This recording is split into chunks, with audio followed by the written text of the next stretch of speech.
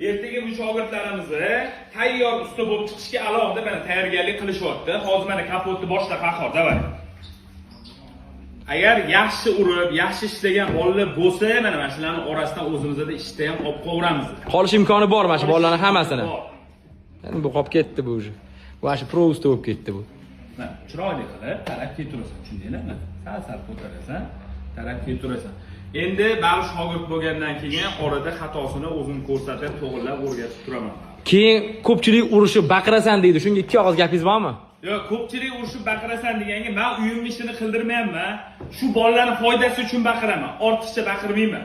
Faqat mashina foydasi. O'zinglar ham shogird bo'lganda so'kisha eshitib, so'kisha ham eshitganmiz, kalta ham yeganmiz, mashina ishni ham qilganmiz. Keyin bolalar sizlar raqs o'rganmayapsizlar, to'g'risi bor. Ustachilikda endi. Yaxshi qo'l uryaptimi? To'g'rimi Hamid? Yaxshi ketyapti hozircha. To'g'rilab